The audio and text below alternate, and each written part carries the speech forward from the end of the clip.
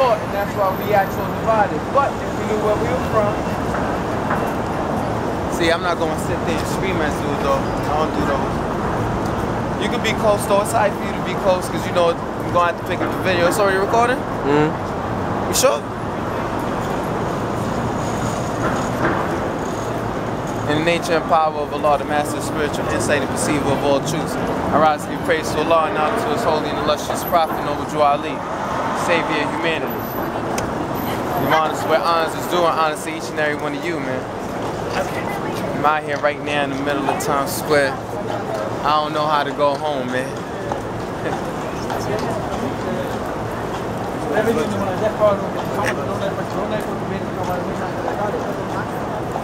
Yo, the zoom in is right here. Brother, what's your nationality? You got a few seconds, man. Come on back. You got a few seconds. Come on back.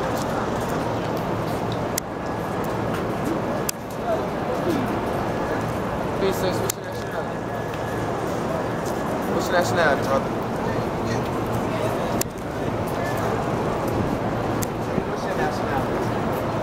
What's your nationality? Original bank. Alright, cool. What's the name of the nation you come from? What do you mean what's the name of the nation I come from?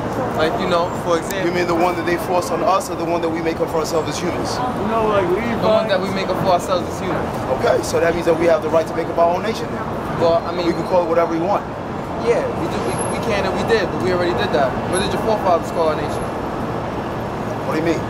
Our forefathers, like our ancestors, like how this. How far do you want to go back to the forefathers? Let's go 50,000. You go 50,000. You talking about ancient Kemet. You're talking about. Ancient Kemet is more like 12,000. No, it's way more than that. It's way more because the genetics is different. You know, they tested. They know it's older than that. The pyramids are over 40,000 years old. Everything they have is. You know what I'm saying? We're talking about Egypt. You know what I'm saying? But Egypt is not just limited to the physical location they're talking about. Egypt was actually extended to the whole Africa. But you know that's a different story. But what I'm talking about is, and if you're going back to the Moors, this is a Moorish land. We're talking about just right here, as far as our ancestors here, this is a Moorish land. I know that for a fact. You know, because they have things like Sharif, what they call the sheriff, and New York City sheriff is not even elected. It's got them appointed. It's fake. Most criminal city you can imagine. Yo, man, I'm ready to give you a hug right now. My man just broke his damn face. You know what I'm saying? So if you want to go back, so that's why I asked, you know, how far back, you know, if you want to go back to a recent, like the Moorish era before the United States of America was founded, you know, you're talking about Moorish. You're talking about a different flag that was taken away before the red and blue flag and things of that nature, you know, whatnot. You know, if you're talking about that era, then really, black people own the land. Why? Because it tells you the original definition of America in the Webster Dictionary. What is it? 1848 or whatever. Tells you that they were, you got it. They were brown-skinned, copper-colored, woolly-haired people found here by the Europeans. It tells you right there, this is now originally Caucasian land. This is a land of black people originally. They know that. But then later on they changed the definition as America, meaning modern day 2015 definition, descendants of European born on the soil, which is not. So as far as nationality goes, I mean, you know, you gotta make a decision whether you are under or you adhere to, defined persons, you know, that they created, citizen or America, because they mean different things. You know, they mean different things. So if you call yourself a citizen, then you have the right to be killed under their shit. You know, that means you know what I'm saying? Law really don't apply to you. It's whatever they say apply to you, apply to you. But if you're a natural man of the land and you're sovereign, you know who you are, you know the law of the land, then you know that means that you can interpret law and let them know what's going on as a member of the public. You know what I'm saying? It's a totally different thing. Now here's what I wanted to hit you with as far as America, right? Yeah. See now, nationality is the legal relationship between a person and a country. Right. So now when we're dealing with America as far as the country, we interface with America, so being born here, acting like the way we are, the way we dress and everything, dealing with that, and as far as the way legally we're pacified, we're American. But now the nation that we come from before America was founded is what actually gets applied to that American citizenship. Because we know, although in certain countries a citizen might mean a subject or whatever, in all countries a citizen is a member of a free jural society. So if you're not a member of a free jural society, you're not a citizen no matter what you call yourself or what your nationality is. Right, right. So now that you said that this was, you know, in the Moorish land, but we here in America, and the people here were Moorish, but they in America, that would leave us with no other conclusion to draw but that we would be Moorish-American. Well, even the name America or American is corrupted. You have to go back to Amorica, which is a Moorish word. No, the reason you know I say, no, you're right, he's all right. And Amorica, you know, A-M-O-R-I-C-A is more of the original, closer to the original spelling or the way they pronounced it back then. Right. And you're talking about connection to places like the Wales. You know what I'm saying? That's why the Wales and America is, you know, is connected. You know what I'm saying? But they got to study that history and understand this was originally Moorish land. Right. You know what I'm saying? Now the reason, the reason I say America though, yeah, that's the name of the country today. That's right. That's right. That's right. That, if I want to go to let's say I want to go to Mexico, right. I need an American passport. Mexicans want to come mess with me, like, yo, what's poppin', yo, what up? Or they come through, oye, mira, dime la hora, ¿qué está pasando? And I come through like, whoa, soy americano, you need to chill. They're like, yo, chill, he's American. Because America's the, now then, if you go and tell them, yo, I'm Moorish, or yo, I'm black, oye, yo, soy un negro, they're going to be like, but they don't understand because you're talking about the dominant modern day Western definition and the status that they invented. You know what I'm saying? And you gotta get with that because that status is backed up by basically, you know, the possession of unlimited wealth, unlimited guns, unlimited power. It's enforced by guns and bloodshed. Yeah, so ain't nothing unlimited, but that's the possession of it. You know what I'm saying? But now think about it though. How was we holding it down? We had the guns. You know what I'm saying? We had the cannons. We had the, so when we was like before America signed a treaty in 1787, we was enslaving them. It was nothing but every time we see them, yo, well, the Moors, the black African Moors brought the first fire sticks into Europe, the first gun. You know what I'm saying? And the first gunpowder. Now I'm saying, look, they brought the first. The Moors brought the first. They can look it up. The first writing device, which was paper and pen. You know what I'm saying? They brought the first printing device. So, you know, these people with no culture, basically, you know, what I would say no culture, with no ancient culture, you know, they have a modern day culture they kind of put together for themselves based on, you know, blueprint that our ancestors and forefathers, you know, lay down, you know what I'm saying?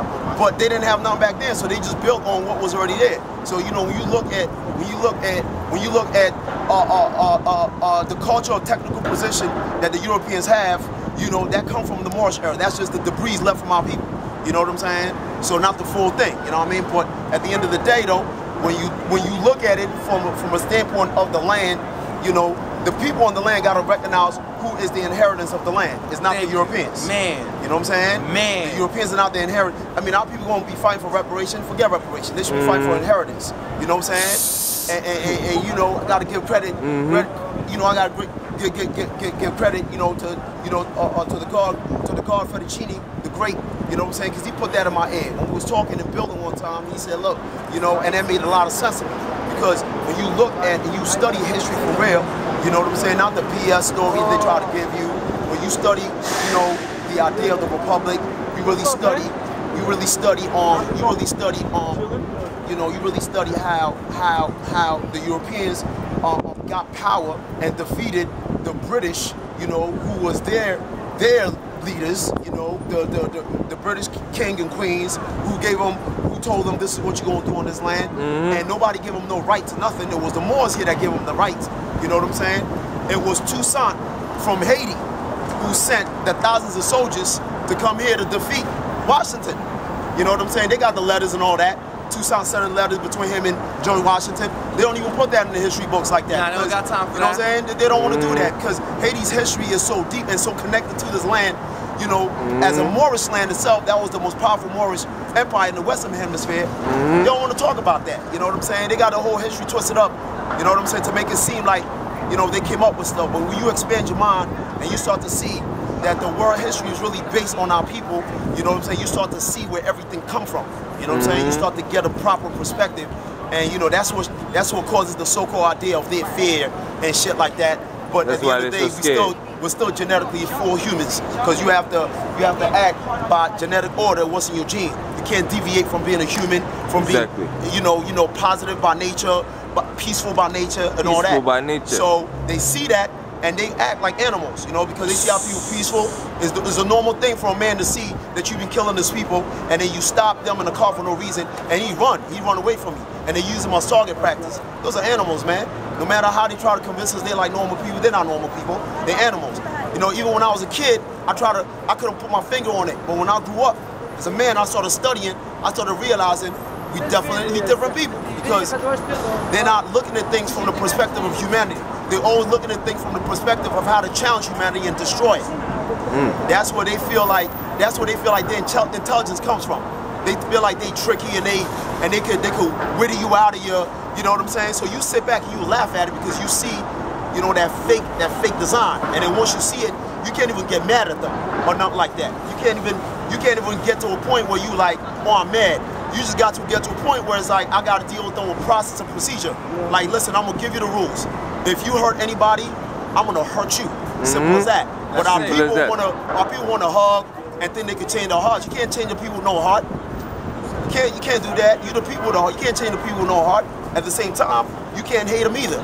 You know what I'm saying? You can't hate the people with no heart. No hate. You know what I'm saying? Because that's like you hating the aggressor. That's like you hating the buzzards. That's like you hating the birds. That's like you hating every animal. You can't hate them. Different species. Said you need to learn to love. I mean, you can't hate them, but you could tell them there's laws. Love. You can enforce law. Love, life, and music. You need to enforce law. Like you need to let them know. Like, listen, I'm human and I love my life, and I'm sure you want to go back to your family just like I want to go back to my family. Why would you want to hurt me for no reason? Just because you see I'm rocking original human color. I need to talk too. It's original. Why are you hating on it? You know what I'm saying? I think it's most likely. You know, it's psychological or neurological, but at the end of the day, no matter how you try to science it out, it's really in their nature, right? You know, and so because it's natural for them to be like that, you know, just like as you said, you can't get mad. You just have to analyze the process and deal with that procedure. And in that procedure, you sit there and you give them your laws, rules, and regulations in order for you to be successful in all your undertakings. It's not even our laws and rules and regulations. It's actually, you know, the laws of the Most High. You know what I'm saying? And then, you know, it's like a lot of time. I had a cop one time, and I said to the cop, you know, he was on some harassment shit.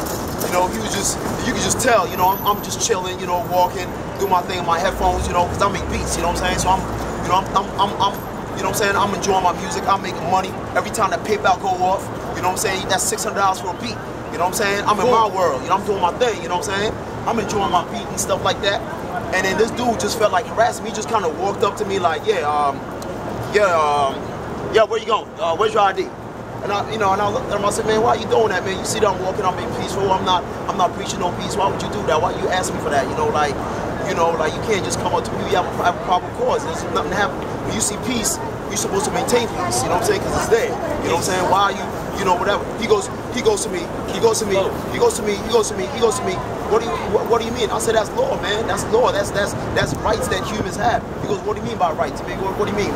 He's trying to drill me. I saw he trying to drill me. I said, that's rights from God. That is recognized by the Constitution. That is recognized by men, is written down. That you have to understand that. You can't even explain. That's right. The Constitution don't give me no rights. You know, so I have to let them know. The Constitution secures your rights. That's right. That were given to you by the Most High, which is, you know, Most High. I'm gonna come out and say it, it's yourself, but you know, however somebody might feel different. Right. The Most High is ubiquitous. That means ever present. Not just in you, but in me, and all and everything. Everything that was, is, and evermore shall be. You know what I'm saying?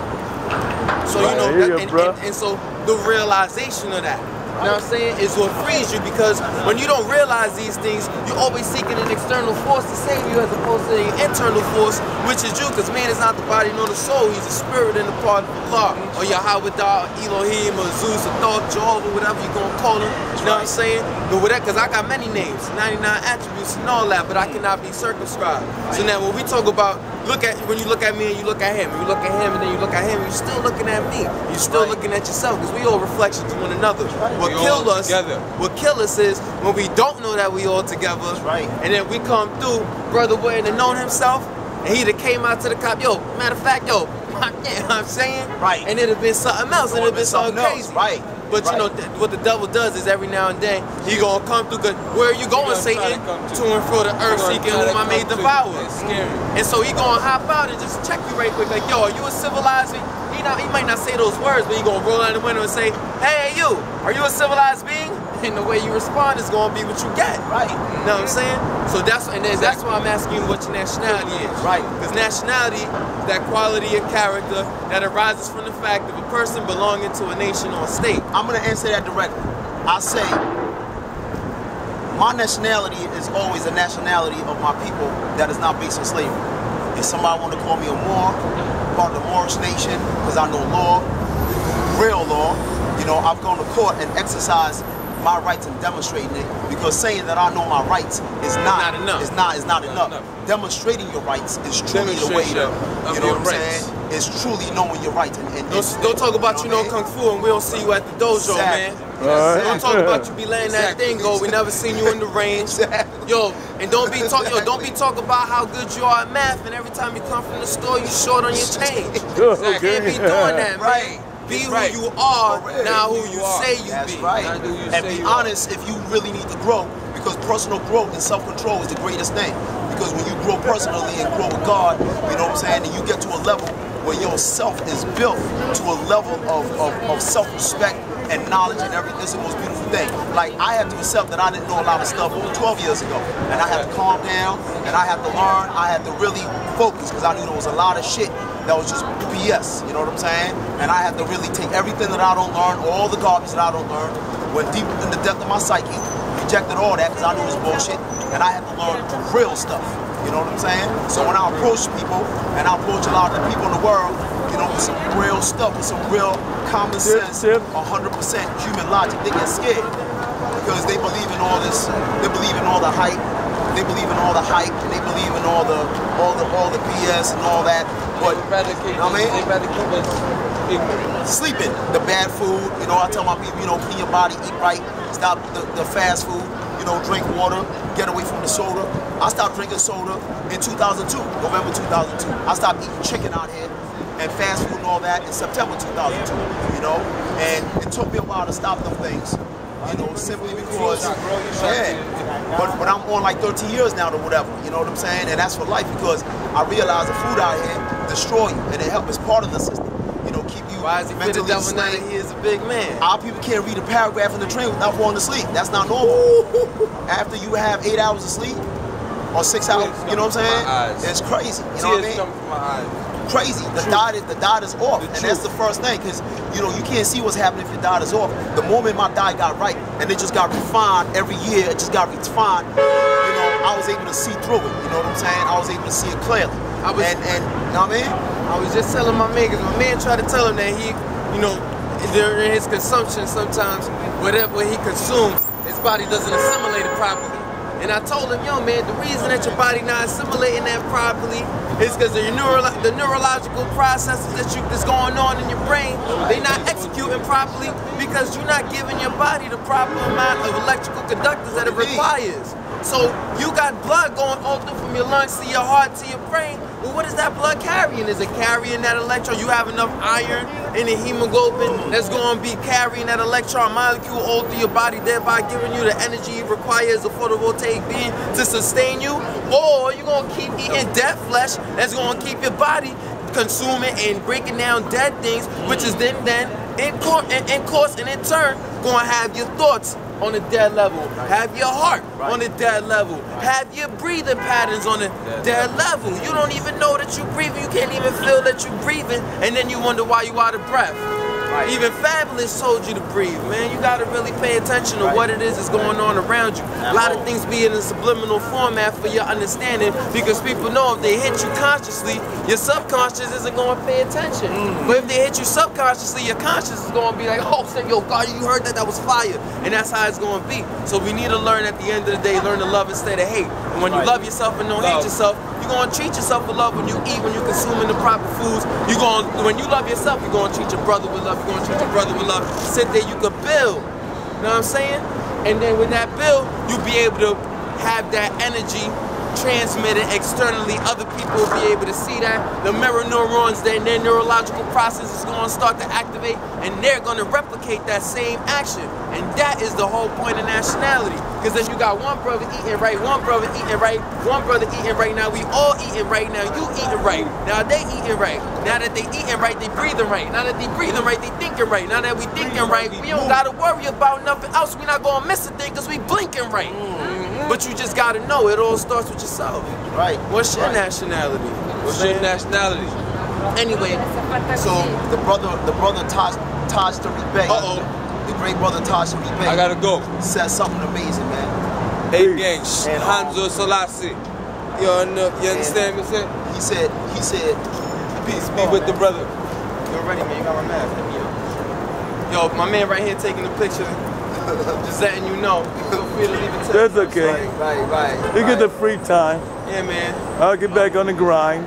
That's why I'm by the Only chase. physically, spiritually. Because it's a paper chase.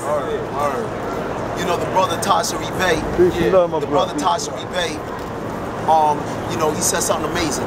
Because he talked on all the separation and the beef with all these brothers trying to get knowledge of self. Right. I will. Just call me. I got you. I'm going to post that tonight. My full part. No, it's all good. It's all good. And he talked about when they asked him about the Hebrew Israelites, and it was asking about the Hebrew Israelites and the Moors, and it was like, what is the difference? Could you speak on that, brother? And he said something that I realized a long time ago. You know what I'm saying? But only a few people realized it, and you know that's why I never got into the beef and into all that separation, divide and conquer amongst our people. You know what I'm saying? Whatever they claim. You know, Hebrew Israelite. You know, Moorish, you know, Afrocentric, ancient, you know, African, you know, all that. So, whatever. you know, because you know, I've been, you know, I've been around, you know, a lot of the Hebrew Israelites. You know, I listen to Sabak, you know, all that, and I see also the different beef. You know, this group in Brooklyn and this group in Queens and the group from Jersey, and they don't rock with this. And, you know, they all that. And I said, man, this is a knowledge of self, man. Violence. It's supposed to be on a higher level, man. And the great brother Taj Tariq Bey said, he said, man, he said they asked him questions about what's the difference between the Hebrew Israelites and the Moors and all that. He said, listen, they all the same people, and I love that. And I love that. That's it. He said they all the same people. And if you go back in history, they all the same, they exactly the same people. You know, and what they're doing is they basically talk about the same thing. That's it. Different ways. That's it. And it's so beautiful what he said, because it's like it was a trick question. You know what I'm saying? Because you fall into the trap if you already believe in the idea of this fakeness, this difference, and you know, it's not all. You know what I'm saying? So a lot of times when I listen to these brothers and they dissing one group, and I'm like, yeah, damn, man, like y'all still in that, you know, like. Got to raise to a higher level. Like, it ain't even about that no more. It's like you know, when Malcolm, we trying to build we trying to build on nationhood, and you still with your tribalism. Right. When Malcolm was about to, when MLK was about to march, he was about to march. I think it was in Georgia, and the KKK, you know these animals back then, same KKK now. You know, they be arresting a couple of them for being KKK members and killing people. You know, same animals now. Back then, when the KKK announced that they was going to get at MLK, they was like, yo, if you make that march, we coming at you. I remember the history that was still so beautiful, and Malcolm wrote a telegram to the KKK and said, listen, if you put one finger and touch one hair, if you touch one hair on Martin Luther King Jr., this is what's going to happen to you. And that was so beautiful, because here's a brother from the Nation of Islam, right? This is a brother from the Nation of Islam, physically defending, you know, a brother that was a Christian, right? A brother that was a Christian from the church, and the brother was talking about this is a Muslim brother who wrote a telegram to the KKK and say, yo, if